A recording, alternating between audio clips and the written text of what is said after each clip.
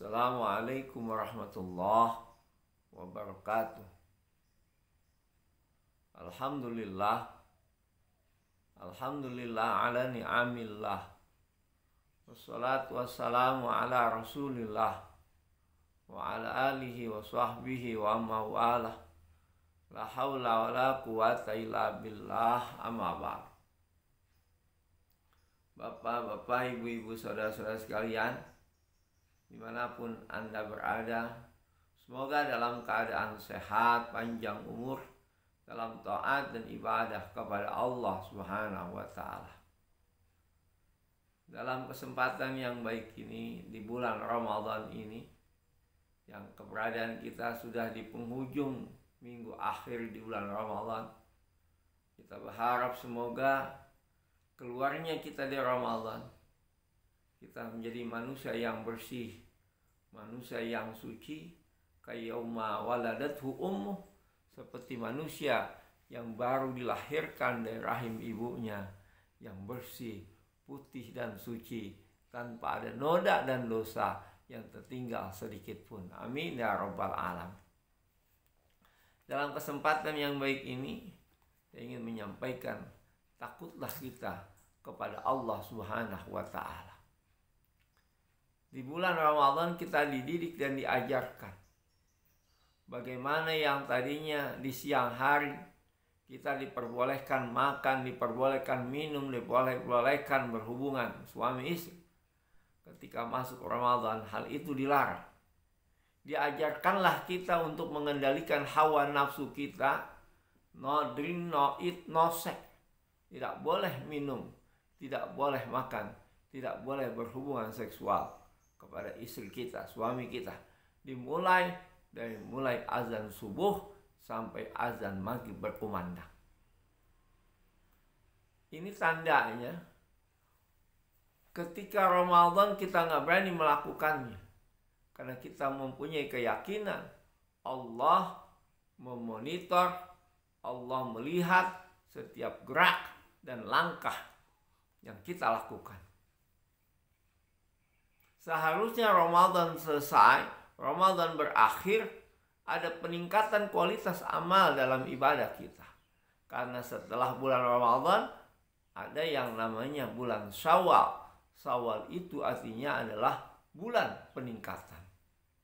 Hendaknya Ramadan berakhir, kita semakin meningkat keimanan dan ketakwaan kita kepada Allah, karena kita sadar bahwa Allah melihat dengan basornya setiap gerak dan langkah yang kita lakukan. Beda orang yang gak yakin keberadaan Allah, tidak takut keberadaan Allah. Dia berani melakukan apa saja yang ingin dia lakukan. Dia tidak melihat kepada halal dan haram, tidak melihat kepada hak dan batilnya, benar dan salahnya. Dia mencari uang dengan jalan haram.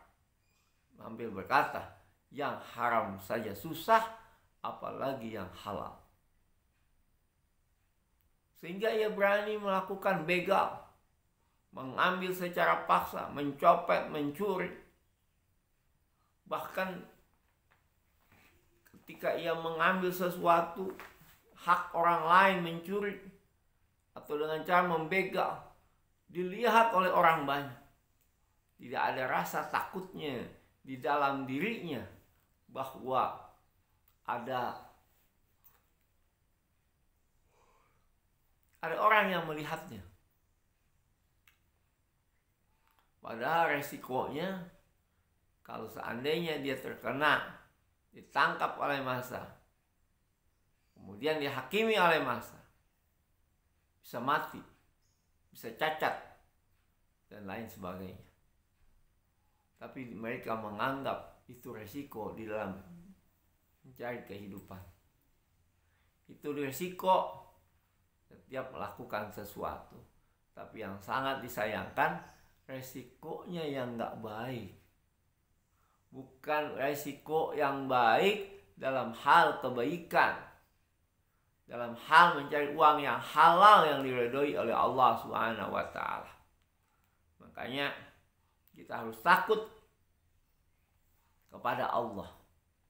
Dalam surat An-Nur di ayat 52, Allah Subhanahu wa taala mengingatkan, bismillahirrahmanirrahim, wa may yuti'illaha wa rasulahu wa yakhshallaha wa yattaqihi fa ulaika humul faizun.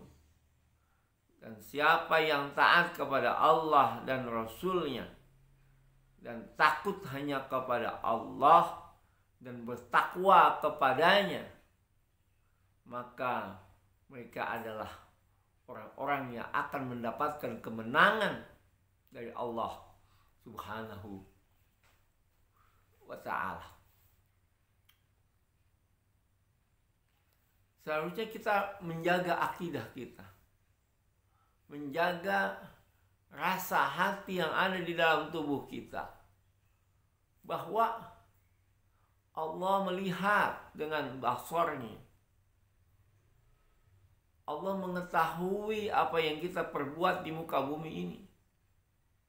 Seperti ketika kita sedang berpuasa, kita nggak berani makan, kita nggak berani minum, walaupun orang lain tidak melihat, karena di dalam hati kita memiliki keyakinan bahwa Allah melihat setiap gerak dan langkah yang kita lakukan.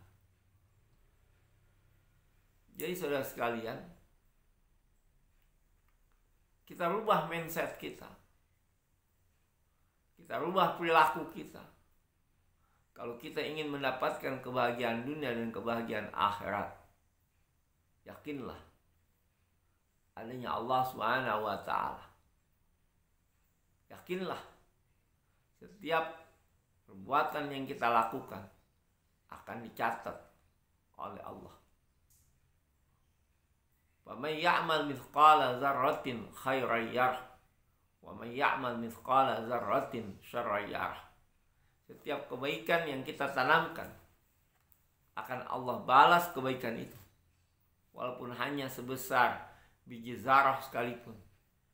وَمَنْ يَعْمَلْ مِثْقَالَ ذَرَّةٍ شَرًّا يَرَهُ. Dan setiap perbuatan yang jelek, apapun itu bentuknya, yang dilarang oleh Allah kita kerjakan, maka kita pun akan mendapatkan balasan, walaupun hanya sebesar biji zarah sekalipun yang kita lakukan, akan dicatat, dibalas oleh Allah Subhanahu wa ta'ala. Jadi para hadirin sekalian, sekali lagi saya mengingatkan, marilah yang sebentar lagi Ramadan akan berakhir, kita tingkatkan kualitas amal dan ibadah kita, sehingga ketika kita keluar dari Ramadan, ke yauma waladathu ummu, kita seperti bayi yang baru dilahirkan dari rahim ibunya, yang bersih, putih dan suci, tanpa ada noda dan dosa yang tertinggal sedikit pun. Dan masuknya di bulan Syawal, kualitas amal kita, kualitas iman kita, kualitas ibadah kita semakin meningkat, semakin baik, sesuai dengan arti daripada bulan Syawal, yang artinya adalah peningkatan. Hanya ini yang dapat saya sampaikan. Mudah-mudahan kita termasuk manusia yang bertakwa, yang selalu menjalankan perintah Allah, meninggalkan larangan Allah, dan hanya takut kepada Allah Subhanahu wa ta'ala. Wabillahi taufiq wal hidayah. Wal aqu minkum. Assalamualaikum warahmatullahi wabarakatuh.